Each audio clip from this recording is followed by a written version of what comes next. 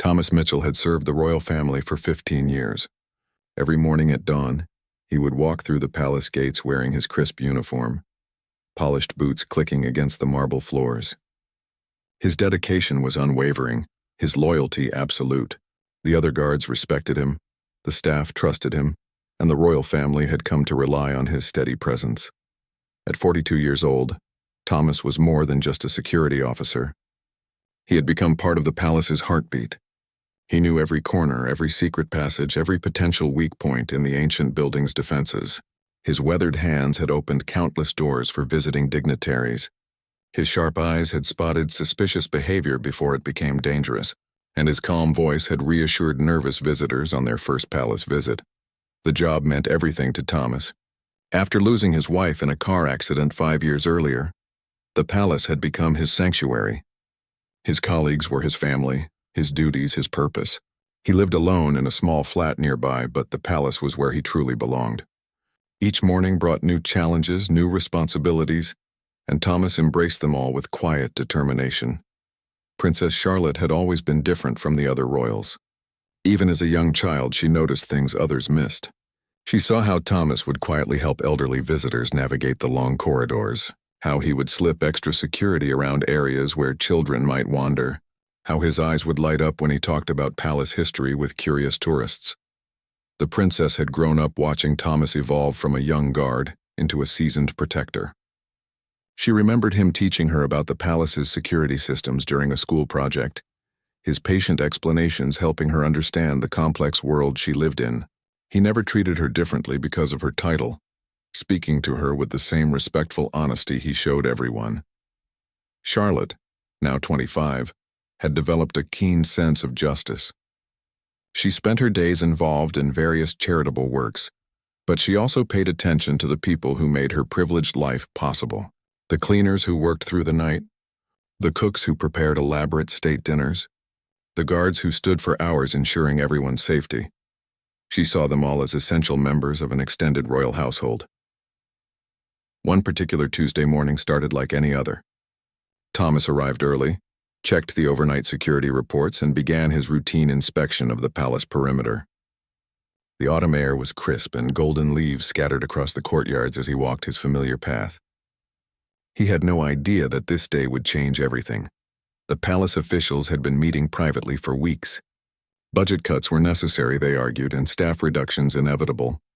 Thomas's salary was higher than newer guards, his benefits more extensive due to his years of service. To them, he represented an easy way to trim expenses without affecting daily operations significantly. Lord Pemberton, the palace's chief administrator, had never liked Thomas's informal relationship with the royal family. He believed in strict hierarchies, clear boundaries between staff and royals. Thomas's easy conversations with Princess Charlotte, his friendly nods to visiting dignitaries, his tendency to offer helpful suggestions during security briefings, all of this made Pemberton uncomfortable. The decision had been made in a closed-door meeting. Thomas would be given a generous severance package and asked to leave quietly. They would frame it as early retirement, a reward for his faithful service. The timing seemed perfect. No major events scheduled, no security threats on the horizon, but they had not considered Princess Charlotte's reaction.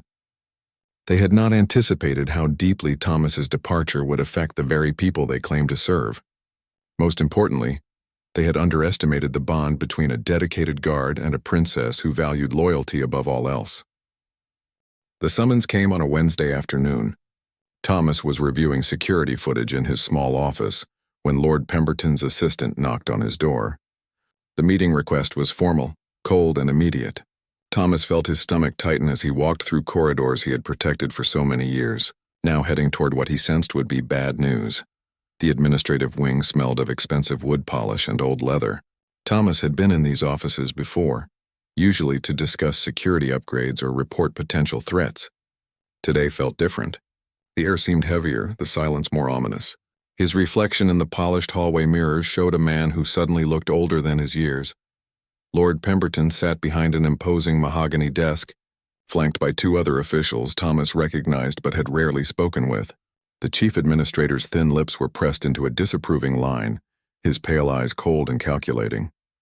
He gestured for Thomas to sit in a chair positioned deliberately far from the desk, making the distance between them feel vast. "Thomas," Lord Pemberton began, his voice clipped and businesslike, "we've called you here to discuss your future with the royal household." The words hung in the air like a threat. Thomas felt his heart racing but kept his expression neutral, drawing on years of training to remain calm under pressure. The explanation that followed was rehearsed, corporate, devoid of humanity. Budget constraints, restructuring needs, optimization of resources. Thomas listened as his 15 years of service were reduced to numbers on a spreadsheet, his dedication dismissed as easily replaceable. The officials spoke about him as if he were not sitting 3 feet away, their words clinical and detached. "We're prepared to offer you a generous severance package," one of the other officials said, sliding a folder across the desk. 6 months' salary plus accumulated vacation time. We believe this is more than fair compensation for your years of service." The word service sounded hollow coming from his mouth. Thomas opened the folder with steady hands, though inside he was reeling. The papers were already prepared, the decision clearly final. His employment termination was presented as a done deal, requiring only his signature to become official. The amount offered was indeed generous, but money could not replace the sense of purpose that had sustained him through his darkest years. "When would this take effect?" Thomas asked quietly, his voice betraying none of the turmoil he felt inside. He had been trained to remain professional under all circumstances, and those instincts served him now even as his world crumbled around him. "Immediately," Lord Pemberton replied without hesitation. "We'll announce your early retirement at tomorrow's staff meeting. You can clear out your office today and turn in your security passes before leaving. We appreciate your understanding in this matter." The dismissal was complete, final, and utterly heartless. Thomas stood slowly, the folder still in his hands, 15 years of his life reduced to a stack of papers and a handshake. He thought of his wife, who had been so proud of his work at the palace. He thought of the countless nights he had walked these halls, ensuring the safety of people who now saw him as nothing more than a budget line item to be eliminated. "I understand," he said finally, though understanding and accepting were two very different things. He shook each man's hand with the same professionalism he had shown every day of his employment, even as his heart broke with each gesture. The walk back to his office felt eternal. Staff members he passed in the hallways smiled and nodded as usual, unaware that they were witnessing his final hours as their colleague. Some called out friendly greetings, asked about weekend plans, mentioned upcoming events he would no longer be part of.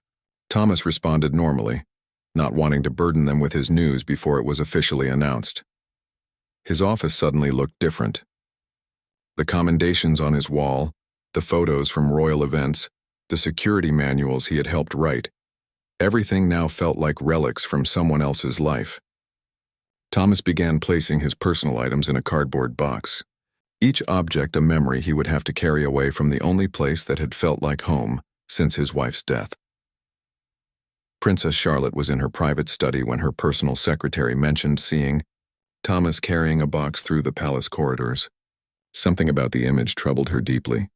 Thomas was not the type of man to collect unnecessary possessions at work, and seeing him with personal items suggested something significant was happening. Princess Charlotte found Thomas in the palace gardens during his final security walk.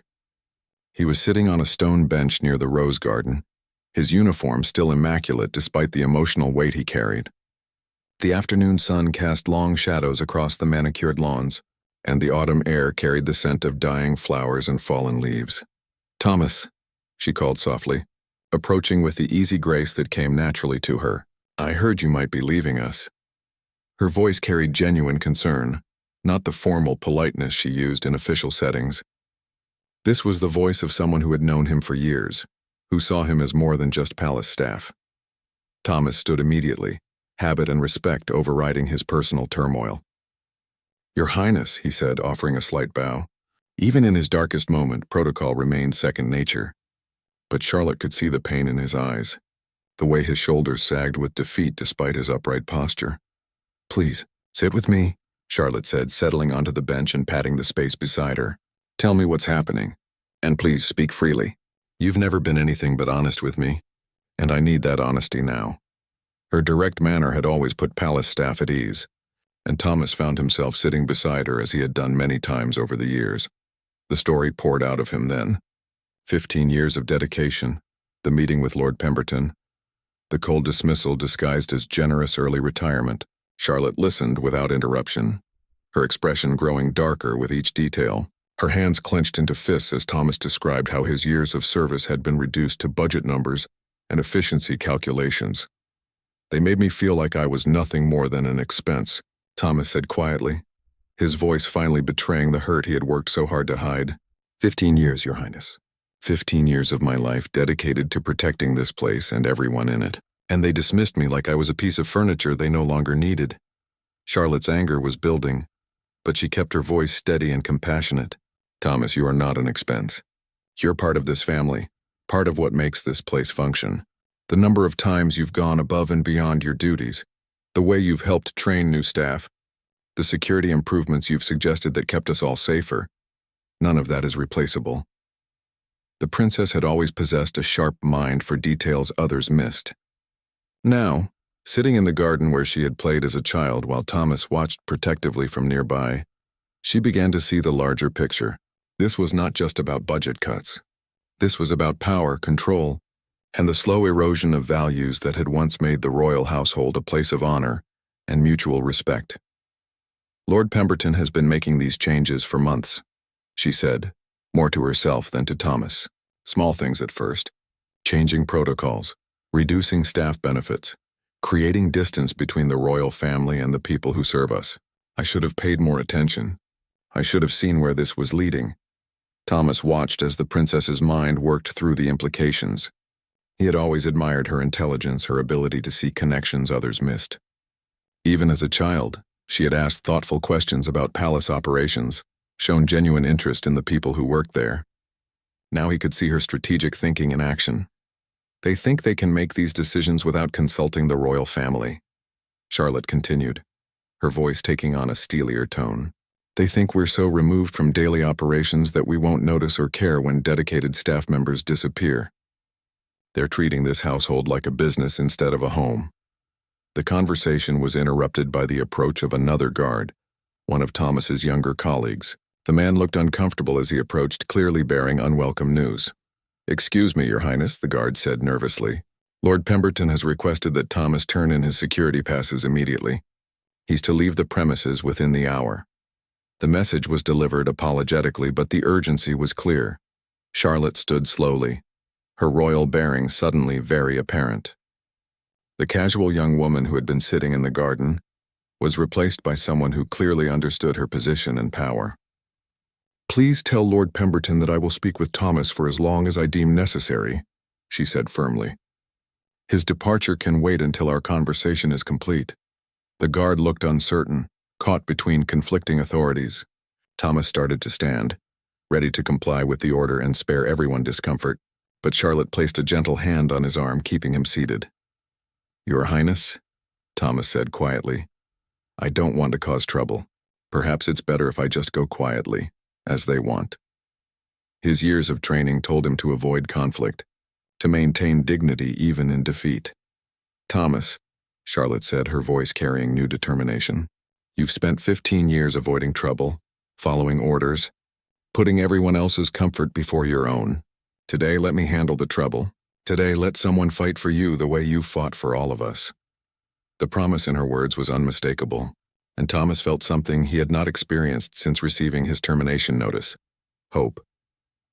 Princess Charlotte marched through the palace corridors with purpose that made staff members step aside respectfully. Her usual warm demeanor had been replaced by something more formidable, a reminder that beneath her approachable exterior lay centuries of royal authority. Thomas followed a few steps behind, still uncertain about what was unfolding, but trusting the princess who had always shown wisdom beyond her years.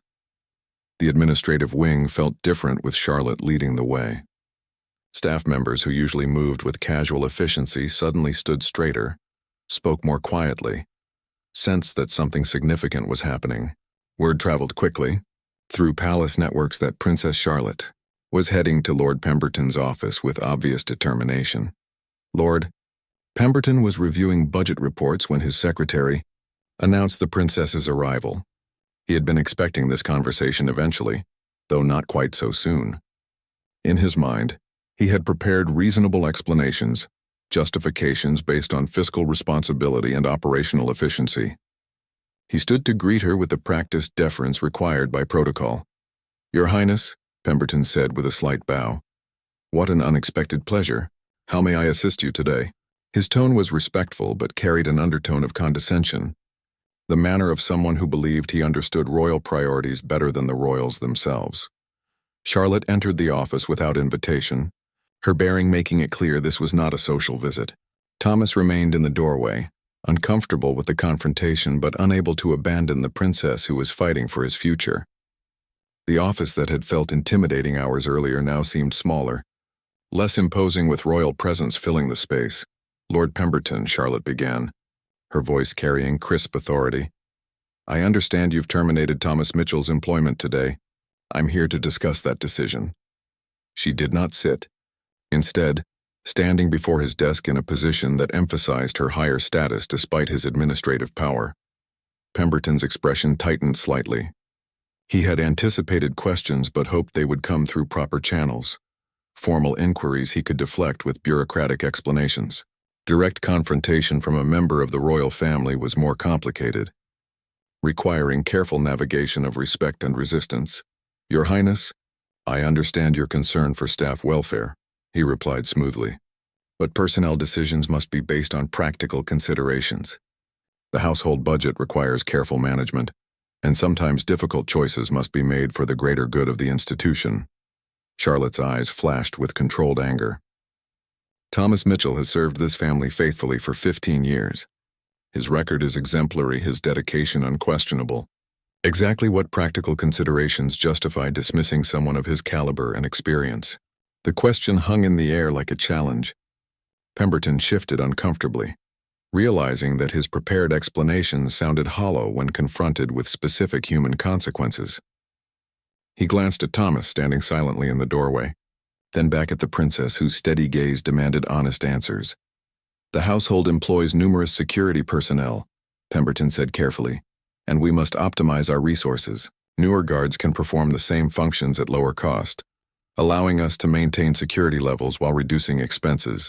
It's simply sound business practice." "Sound business practice?" Charlotte repeated, her voice rising slightly. "This is not a business, Lord Pemberton. This is a household, a home, a place where loyalty and service should be valued above balance sheets and efficiency reports. Thomas is not a line item to be eliminated for convenience." The confrontation was drawing attention. Other administrative staff could be heard moving more quietly in adjoining offices, clearly aware that an important conversation was taking place. Thomas wished he could disappear, hating that his situation was causing conflict, but Princess Charlotte seemed energized by the opposition. "Furthermore," Charlotte continued, "who authorized this decision? Was the royal family consulted about terminating a senior staff member who has direct access to family members and sensitive security information? Or did you assume you could make such decisions unilaterally?" Pemberton's composure cracked slightly. Protocol clearly stated that dismissals of senior staff required royal approval, a requirement he had hoped to circumvent through his framing of early retirement. Charlotte's question exposed the irregular nature of his actions, putting him on defensive ground. "The decision was made in consultation with the administrative board," he said weakly, "based on budgetary pressures and operational efficiency reviews. We felt it was in the household's best interests to act quickly and decisively. The administrative board does not have authority to dismiss senior security personnel without royal approval," Charlotte said firmly. "You overstepped your jurisdiction, Lord Pemberton. More importantly, you treated a dedicated employee with shocking disregard for his years of faithful service." Thomas watched this exchange with growing amazement. Princess Charlotte was not just defending him. She was systematically dismantling the arguments used to justify his dismissal. Her understanding of palace protocol, her grasp of administrative procedures, her passionate defense of his worth, it was more support than he had dared hope for. The office fell silent except for the ticking of an antique clock on Pemberton's wall. The administrator sat behind his desk, clearly struggling to find a response that would satisfy royal displeasure while salvaging his authority. Thomas remained motionless, afraid that any movement might disrupt the delicate balance of this confrontation. Princess Charlotte placed her hands on the desk and leaned forward slightly, her voice dropping to a more dangerous tone. Thomas Mitchell will not be leaving today, tomorrow, or any day unless he chooses to do so himself. His employment will continue under the same terms and conditions he has enjoyed for 15 years. Is that absolutely clear? Lord Pemberton's face had turned pale during Princess Charlotte's ultimatum. He understood he was facing more than just royal displeasure. He was confronting the collapse of his carefully constructed administrative authority. The silence stretched uncomfortably as he weighed his options, none of which seemed to offer a dignified retreat from his position. "Your Highness," he began slowly, "I respect your concern for Mr. Mitchell, but reversing this decision would create precedent issues. Other staff members might question future administrative choices, and budget constraints remain very real concerns that cannot be ignored simply because of personal sentiment." Charlotte straightened, her expression growing even more steely. "Personal sentiment? Lord Pemberton, are you suggesting that valuing loyalty, competence, and dedicated service is merely personal sentiment? Are you implying that treating staff with dignity and respect is somehow inappropriate for the royal household?" Thomas found himself holding his breath as the confrontation escalated. He had never seen Princess Charlotte this forceful, this commanding. The young woman who had always been approachable and kind was revealing the strength that came with her position, the authority she rarely needed to exercise but clearly possessed in full measure. "Of course not. Your Highness?" Pemberton replied quickly, realizing he had chosen his words poorly. "I simply meant that practical considerations must sometimes override personal preferences. The household has many loyal employees, but we cannot allow sentiment to prevent necessary operational adjustments." "Then let me be completely clear about this," Charlotte said, her voice cutting through his explanations like a blade. "Thomas Mitchell's continued employment is not a request, it is not a suggestion, and it is not open for debate. It is a direct instruction from a member of the royal family, and you will comply immediately." The power dynamics in the room had shifted completely. Pemberton, who had wielded administrative authority like a weapon just hours earlier, now found himself outmaneuvered by someone who possessed real power, not just bureaucratic influence. His carefully planned staff reduction was crumbling under royal intervention. But the budget implications, he tried one final time, the cost savings we had projected, the efficiency improvements we had planned. His voice trailed off as he realized how weak these arguments sounded in the face of royal determination. Charlotte moved around the desk until she was standing directly beside Pemberton's chair, forcing him to look up at her. "Then you will find other ways to achieve your budget goals. Perhaps you could examine administrative salaries, consultant fees, or unnecessary office renovations. I'm sure a man of your efficiency expertise can identify savings that don't require destroying the lives of dedicated employees." The suggestion was pointed and personal. Pemberton's own salary was significantly higher than Thomas's, his office recently renovated at considerable expense, his use of outside consultants a frequent source of staff grumbling. Charlotte's words implied that if cuts were truly necessary, they should start at the top rather than targeting vulnerable workers. Thomas watched this exchange with growing emotion. For 15 years he had protected the royal family, but never had he imagined one of them would fight so fiercely to protect him. Princess Charlotte's passionate defense was more than professional intervention. It was personal, driven by genuine care for his welfare and righteous anger at his mistreatment. "Furthermore," Charlotte continued, "I want to review all personnel decisions made by this office in the past 6 months. If other valuable employees have been dismissed through similar processes, those decisions will also be reconsidered. This household succeeds because of its people, not despite them." The implications were staggering. Pemberton realized that his entire approach to staff management was being challenged, his authority systematically undermined. Other employees who had been quietly dismissed might be reinstated, his cost-cutting measures reversed, his reputation within the palace severely damaged. "Your Highness," he said weakly, "such reviews would be highly irregular and could undermine administrative efficiency throughout the household. Surely some trust must be placed in professional management decisions." "Trust is earned through demonstrated wisdom and compassion," Charlotte replied firmly. "Today's treatment of Thomas Mitchell suggests that trust may have been misplaced. Administrative efficiency means nothing if it comes at the cost of human dignity and institutional values. A knock on the office door interrupted the tense conversation. Pemberton's secretary entered hesitantly, clearly uncomfortable with the atmosphere in the room. "Excuse me, Lord Pemberton, but several department heads are asking about rumors regarding staff changes. Should I schedule meetings to address their concerns?" Charlotte smiled for the first time since entering the office, though it was not a particularly warm expression. "Please inform the department heads that there will be no changes to Mr. Mitchell's employment status. He will continue in his current position with full authority and responsibilities. Any questions about personnel policies should be directed to me personally." The secretary looked confused, glancing between Pemberton and the princess. Administrative chains of command were being publicly altered, traditional hierarchies openly challenged. Thomas realized that this confrontation would be discussed throughout the palace within hours, becoming part of institutional memory about royal intervention in staff affairs.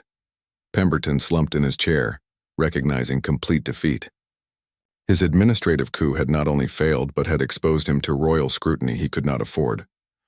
His position, once secure and powerful, now felt precarious and diminished. "Thomas," Charlotte said, turning toward the doorway where he still stood, "please return to your duties.